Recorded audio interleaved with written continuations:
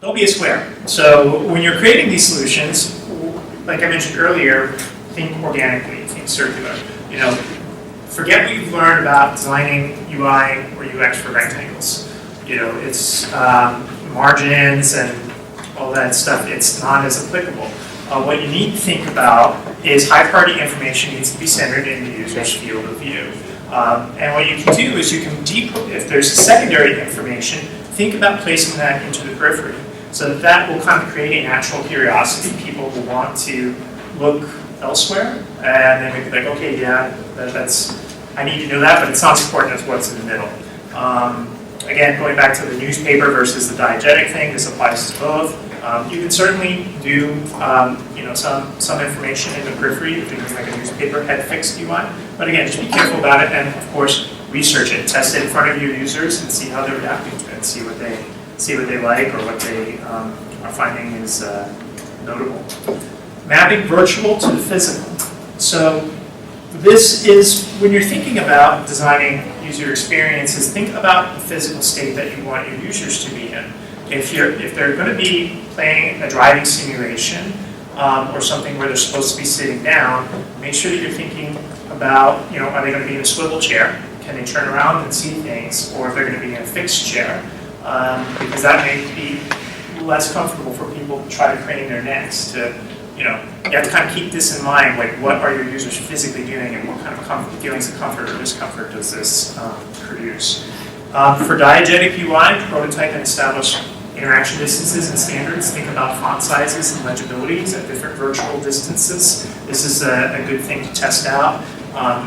Some of these controllers, there's this bubble of influence that you can reach out and touch things. And so you have to kind of think about when you're designing spaces, how far away information is from users and how readable it is. And again, this is why the prototyping is so important, because you just have to build stuff and get into VR and see what it's like.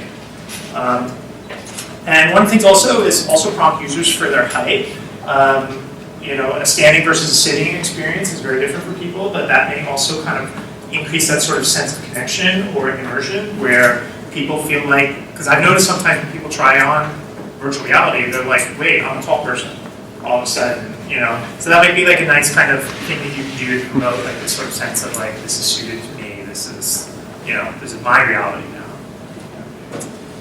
So visual density, stylization, and immersion. So this is an image from a book called Understanding Comics that is a really fun read. It talks about the spectrum of realism to abstraction and how important that is. And although VR does feel real, it is a fragile reality. And the more realistic that it is, the more easy it is to break that reality to suddenly kind of create something disruptive. Like we talked about, obviously motion sickness, but also excessive use of these newspaper UI elements floating in front of your face. So it can be very easy to break that illusion. And users have this kind of weird expectation that things should be reacting behavior should be natural. They should be matching their real life expectations.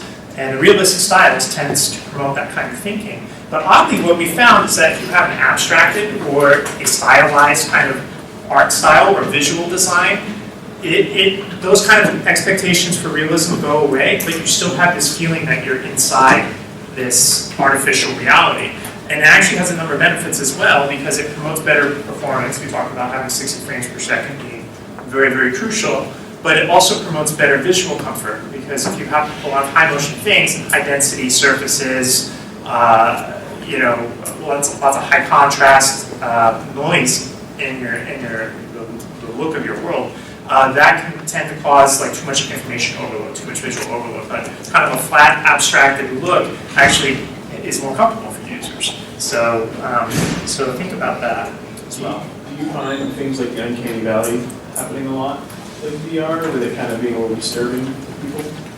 Yeah, I mean, the uncanny, does everybody know what the uncanny valley is? Okay, just for people who don't know, the uncanny valley is this, the more and more that it's referring to like, there's like a Japanese study years and years ago that talked about it. It's basically, when you have like mannequins and robots, the more and more realistic that they become, this kind of, they become creepy. It's like, you know, users' potential feelings of connection to these representations, they go up, and then at a certain point they just go down. And it's like something people are very freaked out about, like mannequins and things like that, because they're too realistic, or there's something not quite there about them. And it happens a lot in video games and CGI movies that are very realistic. It's why cartoony style CGI movies are so popular, because they're abstracted, they're exaggerated, they're kind of flat, low density. So that's a very similar principle. It's certainly very, very applicable. You know, I mean, but that's it. I mean, I've seen some really, really amazing representations of characters in virtual reality, both realistic and abstracted, more stylized. Like they have technology where they can visually scan, you know, both the geometry of somebody's face as well as what they look like, and you can just get so close up to them. Like we had some people visiting my client's office from France, and he had a scan of his newborn baby, and you could just like in the crib, you could like just go look and see like the individual hairs on the baby's head. And again, going back to the whole thing about presence, like virtual reality makes you want to touch things, right? Like there's another thing I try to have like kind of like a CGI character in it, and I just had, you know, this is with the Vive. The Vive like lets you like, with the Vive you can like kneel down and you can look under tables and things, and it's just, you want it just to get like walk around and see the characters from all sorts of different angles. So it has this kind of weird instinctual lizard brain feeling thing going on. So it's going to have some very, very interesting implications for the uncanny valley, for sure. I think it's still very, very applicable. But anyway, so great question though. Thank you for bringing that up.